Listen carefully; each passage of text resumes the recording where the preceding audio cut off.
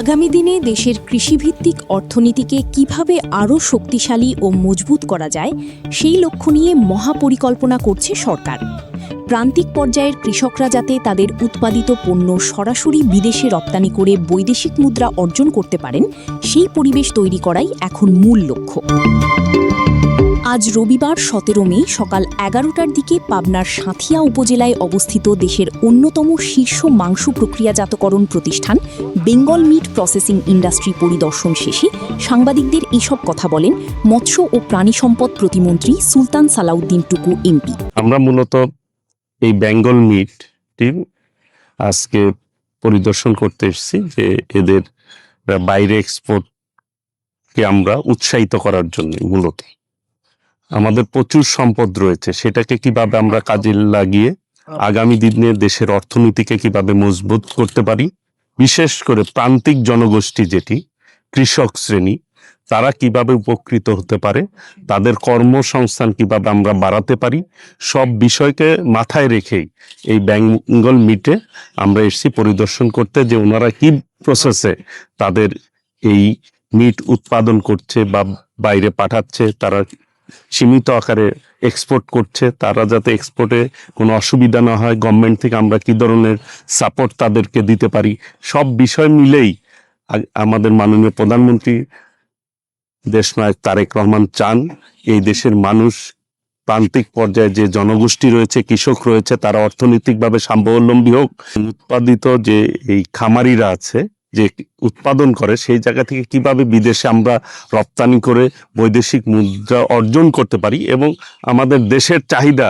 আমরা কিভাবে meet up করতে পারি, সব বিষয়ে আমরা মাথায় রেখে আগামী দিনে ইনশাল্লাহ কৃষিভিত্তিক অর্থনীতি কিভাবে মজবুত করা যায় সেই লক্ষ্যেই আমরা কাজ করে যাচ্ছি। সেই জন্যই মূলত আশা, এবং তাদের জিনিসগুলি দেখলাম আমরা, অত্যন্ত তারা সাইন্টিফিক ওয়েতে এবং নিরাপদ খাদ্য যাতে থাকে, খাদ্যের যাতে কোনো ধরনের জার্ম না ঢুকতে পারে, সেই ধরনের সমস্ত প্রসেস তারা সম্পূর্ণ করেই একটি পণ্য তারা বাইরে বাজারজাতকরণের জন্য পাঠায়। সেজন্য এই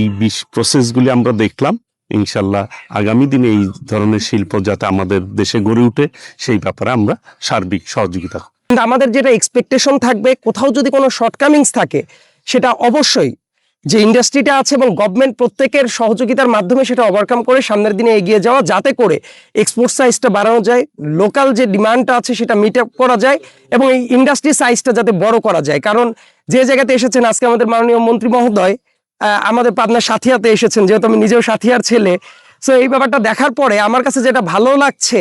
যে এই ইন্ডাস্ট্রি আমাদের কিন্তু গভর্নমেন্টের একটা কনসার্নের জায়গা। যেমন এই মিট ইন্ডাস্ট্রিটা যদি বড় হয়, বাংলাদেশ থেকে দেখবেন বিশ্বের বিভিন্ন দেশে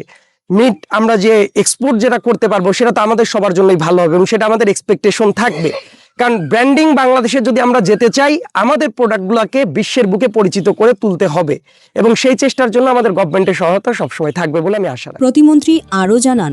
দেশের অভ্যন্তরীণ চাহিদা মেটানোর পাশাপাশি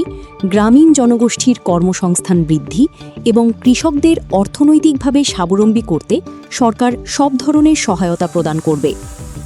উচ্চ পর্যায়ের এই পরিদর্শনকালে প্রতিমন্ত্রীর সাথে আরও উপস্থিত ছিলেন প্রধানমন্ত্রীর বিশেষ সহকারী যুব ও কর্মসংস্থান সাইয়েদ আবদুল্লাহ, পাবনা 2 আসনের সংসদ সদস্য সেলিম রিজা হাবিব, জেলা প্রশাসক আমিনুল ইসলাম, পুলিশ সুপার সুফি উল্লাহ এবং সাঁথিয়া উপজেলা নির্বাহী কর্মকর্তা রিজু তামান্না সহ স্থানীয় প্রশাসনের ঊর্ধ্বতন কর্মকর্তাবৃন্দ।